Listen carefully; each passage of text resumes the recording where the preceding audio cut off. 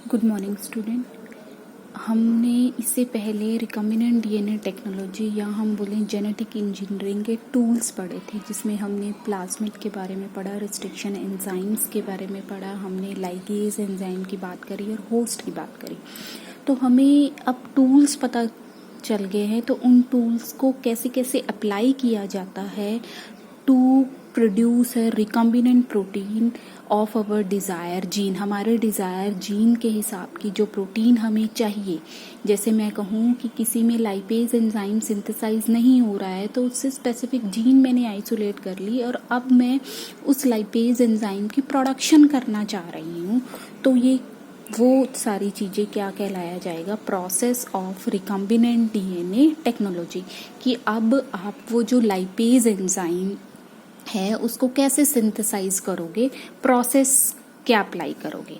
तो वही टूल्स को यूज करके हम प्रोसेसेस करते हैं। तो सबसे पहला जो प्रोसेस है that was the isolation of DNA.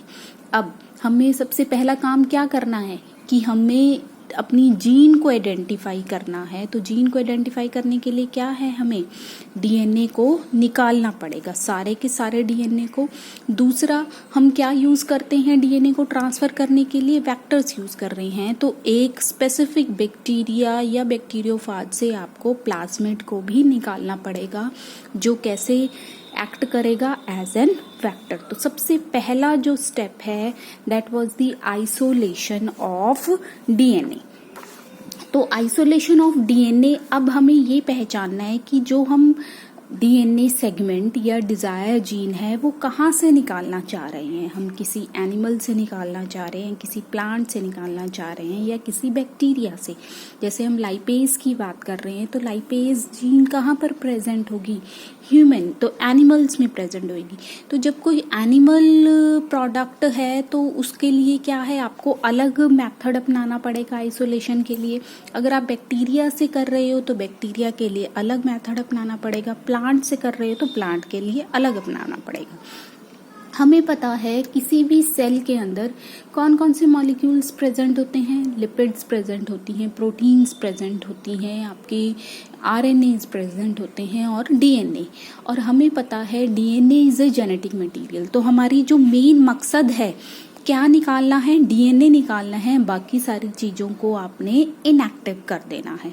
ठीक है, तो इनएक्टिव करने के लिए सबसे पहली कंडीशन क्या है कि डीएनए एनक्लोज्ड है मेम्ब्रेन के अंदर। तो सबसे पहले हमें सेल को ब्रेक करना है, सेल की ब्रेकेज करनी है ताकि सारे मॉलिक्यूल्स रिलीज हो जाएं, आरएनए भी रिलीज हो जाए, प्रोटीन्स भी, पॉलीसेक्राइड्स भी और लिपिड्स भी, है ना। तो breakdown of cell is the first step in the isolation of genetic material। तो बैक्टीरिया की सेल कंपोजिशन बच्चे अलग होगी, प्लांट सेल की कंपोजिशन सेल मेम्ब्रेन अलग है, एनिमल सेल की अलग है। प्लांट सेल में सेल वॉल प्रेजेंट होती है, ऐसे ही बैक्टीरिया की जो सेल वॉल है वो अलग तरीके से। तो उस सेल को ब्रेक करने के लिए depending on the type of cell, whether it is a plant cell, whether it is a animal or a bacterial cell, हमें अलग अलग एंजाइम ट्रीटमेंट देनी पड़ेगी टू ब्रेक दी सेल। अगर बैक्टीरियल सेल है तो आपको कौन सा एंजाइम यूज करना पड़ेगा, लाइसोजाइम। अगर प्लांट सेल है तो आपको कौन सा एंजाइम यूज करना पड़ेगा, सेलुलेज। अगर फंगस से आप ऑब्टेन कर रहे हो तो काइटिनेज। अब इन सब में सेल वॉल प्रेजेंट होती है, लेकिन एनिमल्स में सेल वॉल एब्सेंट होती है। वो सिंपल सेंट्रीफ्यूगेशन से भी सेल क्या हो जाएगा, ब्रेक हो जाएगा। ठीक है, तो सेल वॉल को तोड़ने के लिए लाइसोजाइम इन बैक्टीरिया, प्लांट में सेलुलेज यूज किया जाएगा, फंगस में काइटिनेज यूज किया जाएगा। तो जैसे ही सेल वॉल ब्रेक हो जाएगी और हम उसको हाई स्पीड में घुमाएंगे तो आपका सेल के जितने भी कंटेंट है, आरएनए, डीएनए, प्रोटीन, कार्बोहाइड्रेट, सब क्या है हमारे डिपॉजिट हो जाएंगे। मतलब सेंट्रीफ्यूगेशन समझते हो, जैसे हम एक टेस्ट ट्यूब में हमने सेल ले लिया और इसको तेजी से हम स्पीड में घुमाएंगे तो सारा कंटेंट हमारा नीचे यहाँ सेटल डाउन हो जाएगा। अब इस सेटल डाउन कंटेंट में हमें नहीं पता कि हमारा डीएनए कौन सा है, आरएनए कौन सा है, सारी चीजें इसमें आ गई, लेकिन यहाँ पर हमें सिर्फ क्या चाहिएगा, डीएनए चाहिएगा। तो बाकी चीजों को आपने रिमूव करना है।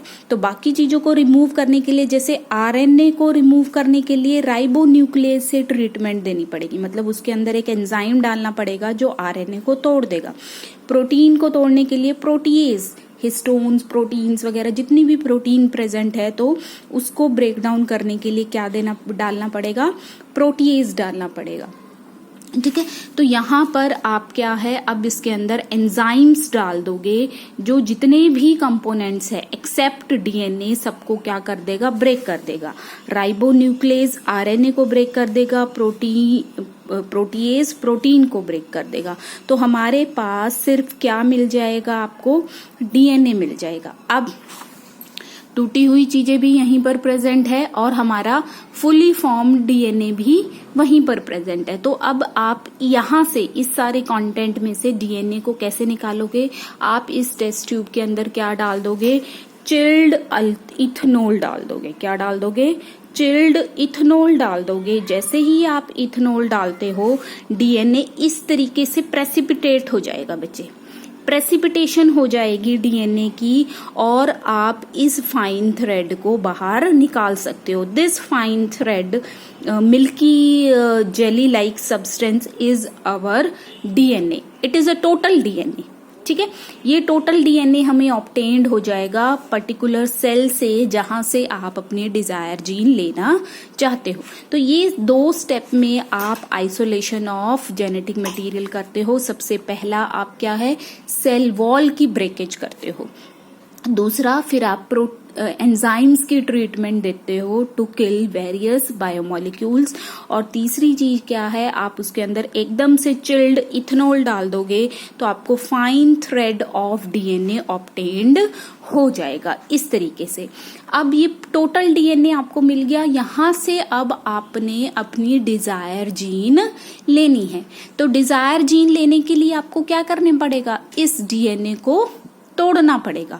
तो दूसरा स्टेप क्या हो जाएगा बच्चे, दूसरा स्टेप क्या है, cutting of DNA at a specific location.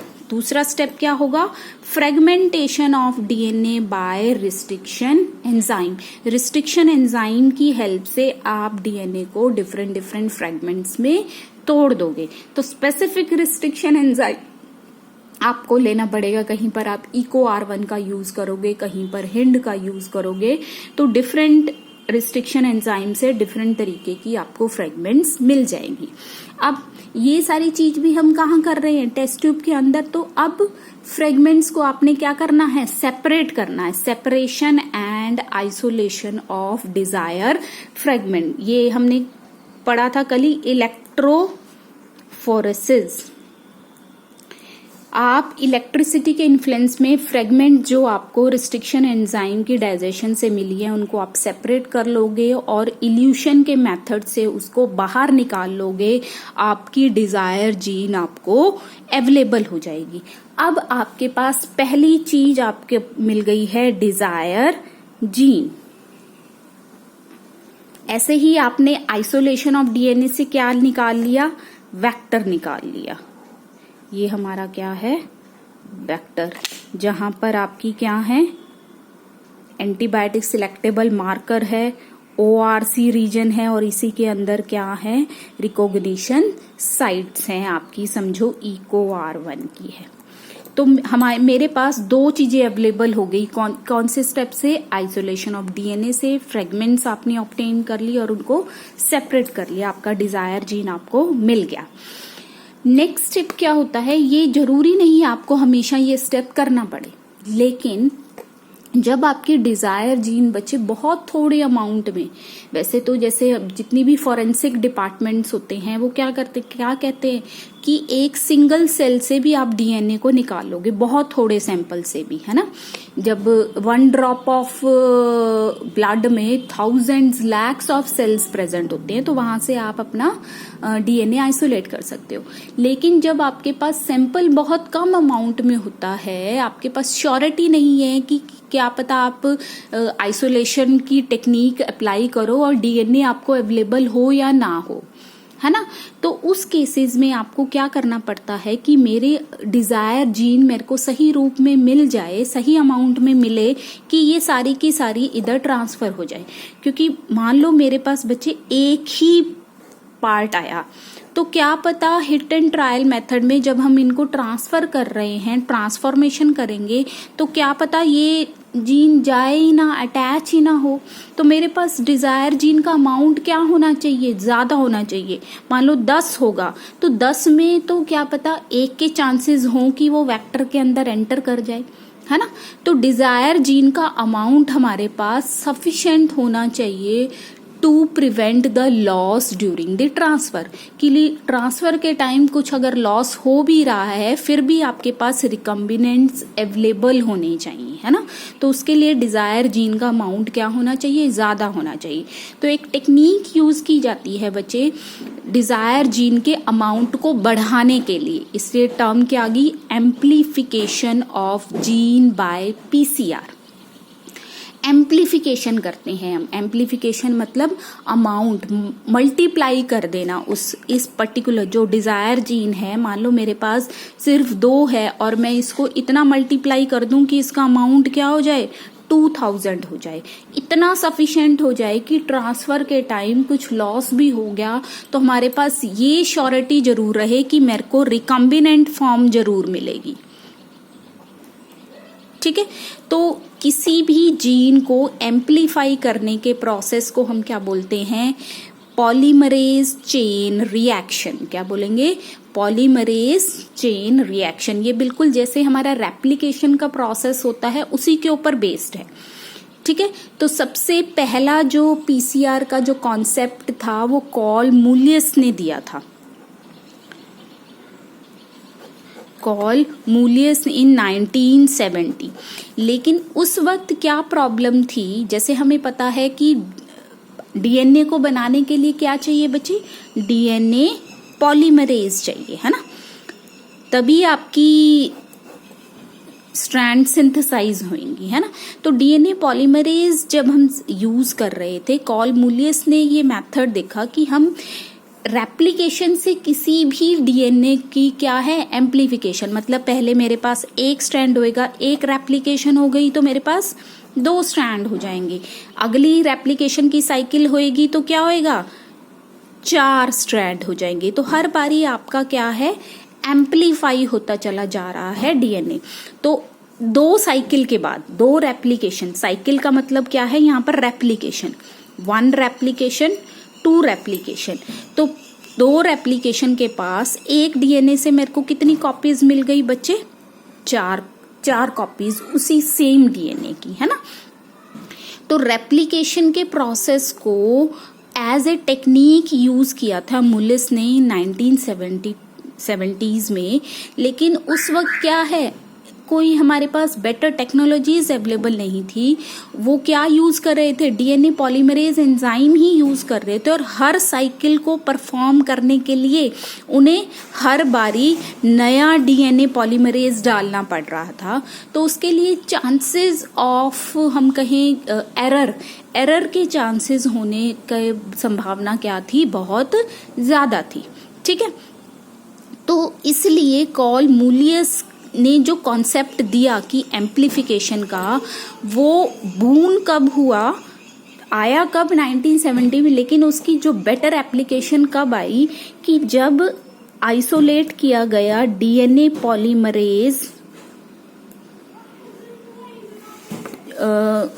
Polymerase that work at high temperature,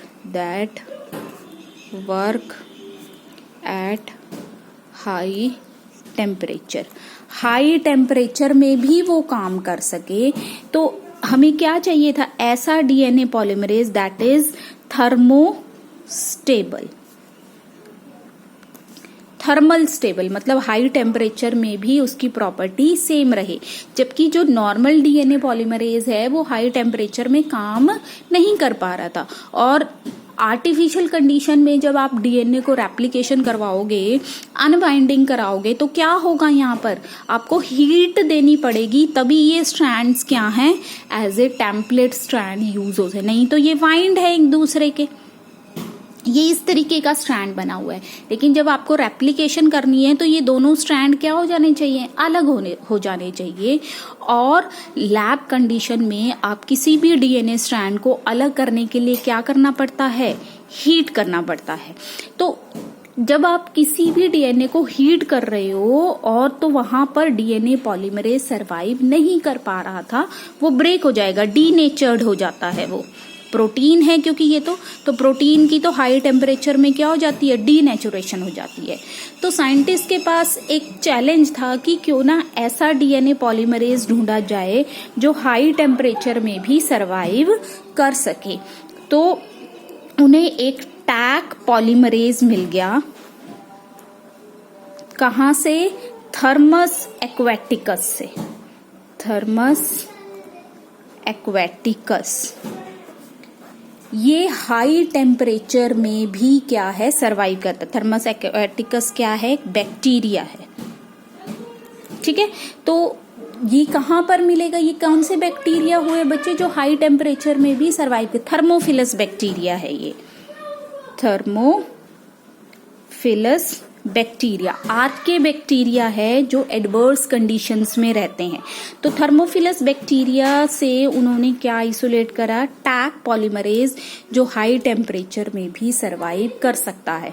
तो इस टैक पॉलीमरेज के आइडेंटिफिकेशन से हमारी एम्प्लीफिकेशन के प्रोसेस को बून मिला, जिसे हम क्या बोलते हैं, पॉलीमरेज चेन रिएक्शन। तो अब हम पॉलीमरेज चेन रिएक्शन देखते हैं क्या होता है, ठीक है। PCR stand for polymerase chain reaction. In this reaction, multiple copies of gene of interest is synthesized in vitro. बहुत इंपॉर्टेंट वर्ड, आर्टिफिशियल कंडीशन में दो वर्ड्स यूज किए जाते हैं बच्चे, एक इन वीवो और दूसरा होता है इन विट्रो। इन विवो का मतलब होता है नॉर्मल कंडीशंस में, नेचुरली वो चीज जहां पर हो रही है। अब रेप्लिकेशन नेचुरली तो कहाँ होती है बच्चे, हमारे सेल के अंदर होती है। तो जब रेप्लिकेशन नेचुरली हो रही है तो उसको हम बोलेंगे इन विवो। लेकिन वही रेप्लिकेशन अगर आप आर्टिफिशियल कंडीशंस में करवाओगे तो उसे हम क्या बोलेंगे, in vitro synthesis.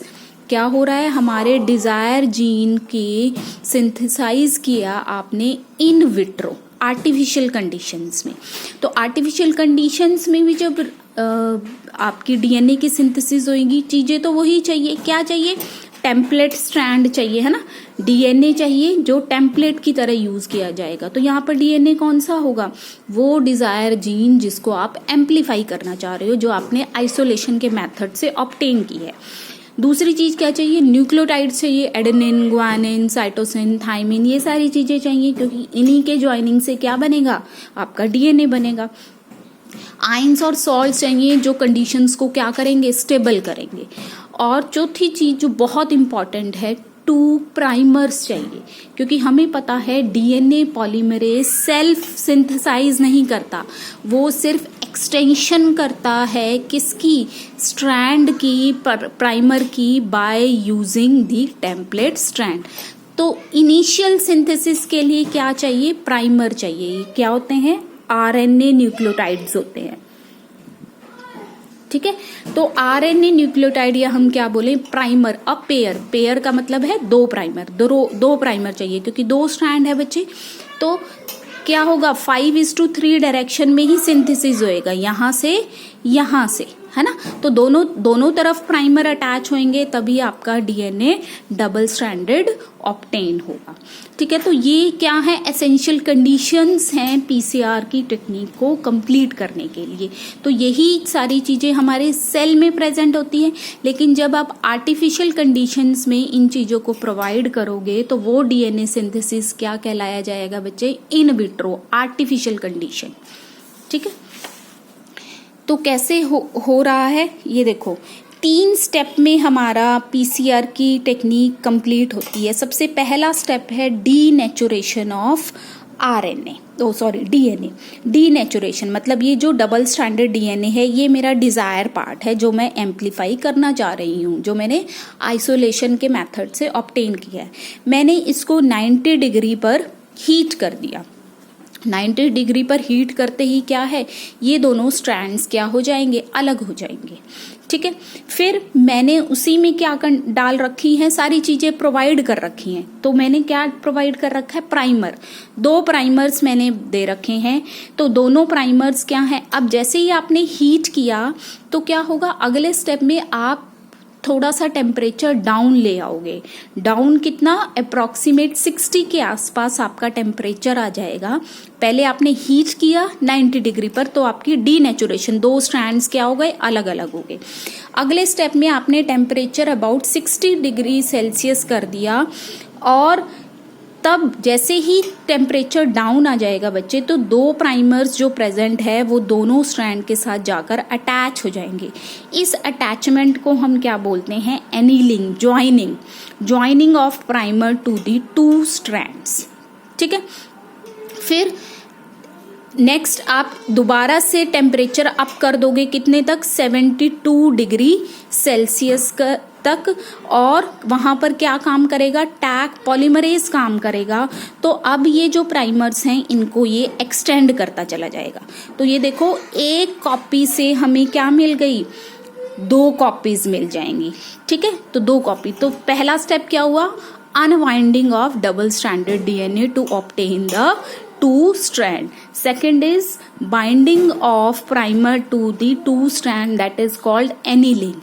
Then action of Taq polymerase to extend the 2 strand to synthesize the 2 copies of double stranded DNA, that is called extension. Extension कर दिया आपने। ठीक है, तो अब ये सारा साइकिल आपका अप्रोक्सीमेट 4 मिनट्स में कंप्लीट हो जाता है। जैसे हम कहें 1 मिनट आपने हीट किया, फिर 30 सेकेंड्स आपने क्या किया, एनीलिंग करी, फिर 2 मिनट आपने क्या है, सिंथेसिस करवाई, एक्सटेंशन करवाई। तो अप्रोक्सीमेट 4 मिनट में एक साइकिल कंप्लीट हो जाती है।